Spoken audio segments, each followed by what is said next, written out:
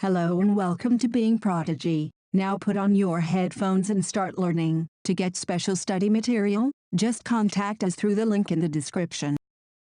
Peasants had to do beggar and work at landlords' farms without any payment. As tenants, they had no security of tenure, being regularly evicted so that they could acquire no right over the leased land. The peasant movement demanded reduction of revenue, abolition of beggar, and social boycott of oppressive landlords. In many places, night-dobi bunds were organized by panchayats to deprive landlords of the services of even barbers and washermen. In June 1920, Jawaharlal Nehru began going around the villages in Awadh, talking to the villagers, and trying to understand their grievances. By October, the Oud Kisan Sabha was set up, headed by Jawaharlal Nehru, Baburam Chandra and a few others. Within a month, over 300 branches had been set up in the villages around the region. So when the non-cooperation movement began the following year, the effort of the Congress was to integrate the Awadh peasant struggle into the wider struggle. The peasant movement, however, developed in forms that the Congress leadership was unhappy with.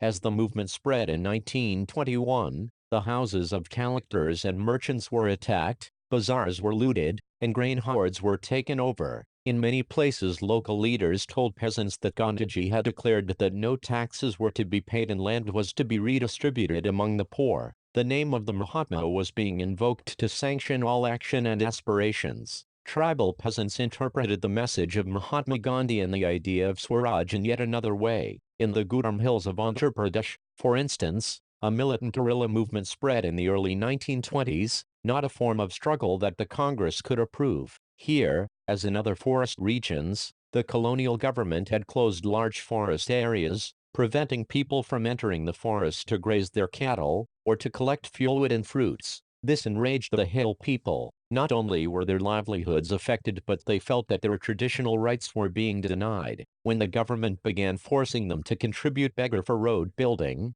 the hill people revolted. The person who came to lead them was an interesting figure. Alluri Sitaram Rao claimed that he had a variety of special powers. He could make correct astrological predictions and heal people, and he could survive even bullet shots.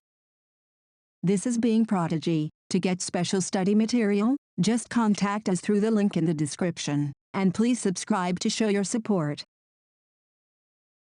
Captivated by Rao, the rebels proclaimed that he was an incarnation of God. Rao talked of the greatness of Mahatma Gandhi, said he was inspired by the non-cooperation movement, and persuaded people to wear khadi and give up drinking. But at the same time, he asserted that India could be liberated only by the use of force, not non-violence. The Guram rebels attacked police stations, attempted to kill British officials, and carried on guerrilla warfare for achieving Swaraj.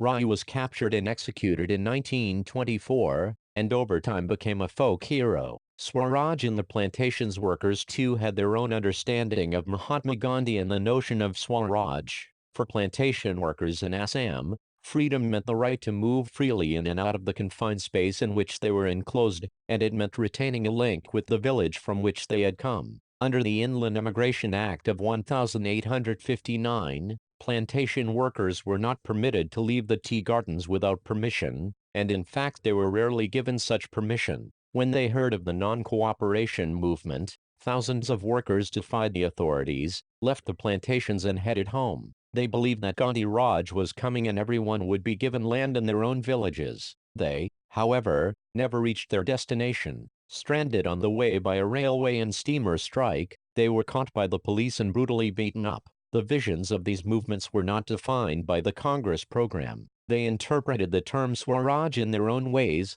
imagining it to be a time when all suffering and all troubles would be over. Yet, when the tribals chanted Gandhiji's name and raised the slogans demanding Swatantra Bharat, they were also emotionally relating to an all-India agitation. When they acted in the name of Mahatma Gandhi, or linked their movement to that of the Congress, they were identifying with a movement which went beyond the limits of their immediate locality. Towards civil disobedience in February 1922, Mahatma Gandhi decided to withdraw the non-cooperation movement. He felt the movement was turning violent in many places and satyagrahis needed to be properly trained before they would be ready for mass struggles. This is Being Prodigy. To get special study material, just contact us through the link in the description. and please subscribe to show your support.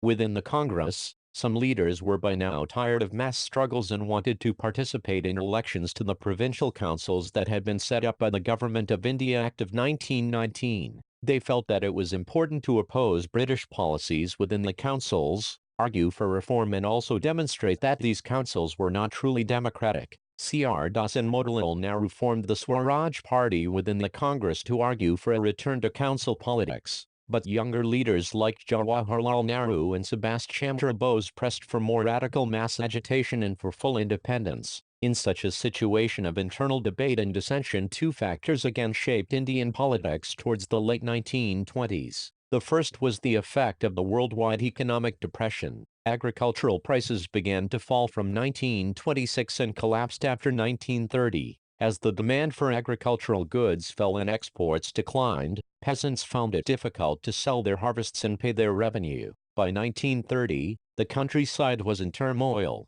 Against this background, the new Tory government in Britain constituted a Statutory Commission under Sir John Simon. Set up in response to the nationalist movement, the commission was to look into the functioning of the constitutional system in India and suggest changes. The problem was that the commission did not have a single Indian member. They were all British. When the Simon Commission arrived in India in 1928, it was greeted with the slogan "Go Back Simon." All parties, including the Congress and the Muslim League, participated in the demonstrations. In an effort to win them over, the Viceroy, Lord Irwin, announced in October 1929 a vague offer of Dominion status for India in an unspecified future, and a roundtable conference to discuss a future constitution. This did not satisfy the Congress leaders. The radicals within the Congress, led by Jawaharlal Nehru and Subhash Chandra Bose, became more assertive.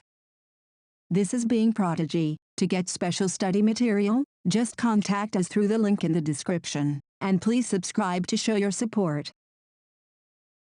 The liberals and moderates, who were proposing a constitutional system within the framework of British dominion, gradually lost their influence. In December 1929, under the presidency of Jawaharlal Nehru, the Lahore Congress formalized the demand of Purna Swaraj or full independence for India. It was declared that 26 January 1930 would be celebrated as the Independence Day, when people were to take a pledge to struggle for complete independence. But the celebrations attracted very little attention, so Mahatma Gandhi had to find a way to relate this abstract idea of freedom to more concrete issues of everyday life. The Salt March and the civil disobedience movement. Mahatma Gandhi found in salt a powerful symbol that could unite the nation. On 31 January 1930, he sent a letter to Viceroy Irwin stating 11 demands. Some of these were of general interest, others were specific demands of different classes, from industrialists to peasants. The idea was to make the demands wide-ranging, so that all classes within Indian society could identify with them and everyone could be brought together in a united campaign.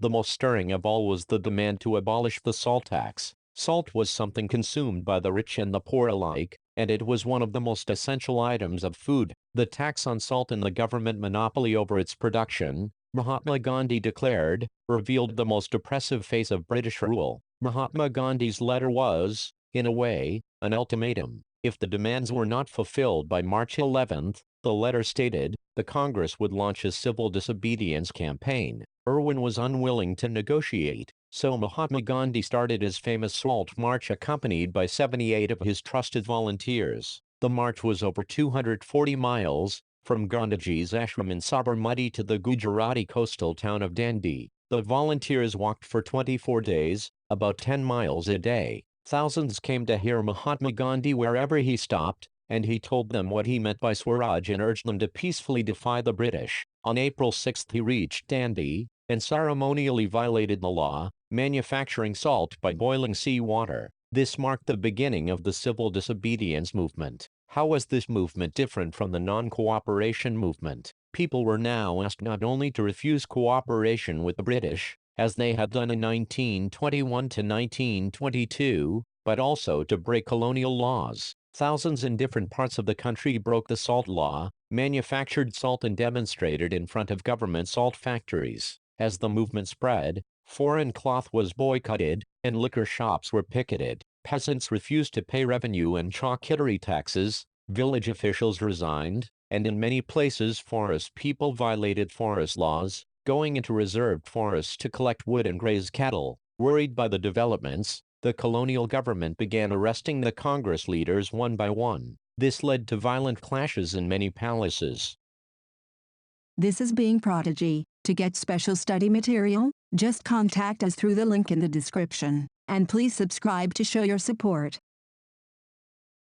When Abdul Ghaffar Khan, a devout disciple of Mahatma Gandhi, was arrested in April 1930, angry crowds demonstrated in the streets of Peshawar, facing armored cars and police firing. Many were killed. A month later, when Mahatma Gandhi himself was arrested, industrial workers in Sholapur attacked police posts, municipal buildings, law courts and railway stations, all structures that symbolize British rule. A frightened government responded with a policy of brutal repression. Peaceful satyagrahis were attacked, women and children were beaten, and about 100,000 people were arrested. In such a situation, Mahatma Gandhi once again decided to call off the movement and entered into a pact with Irwin on March 5, 1931. By this Gandhi-Irwin Pact, Gandhiji consented to participate in a round-table conference. The Congress had boycotted the first round-table conference in London, and the government agreed to release the political prisoners. In December 1931,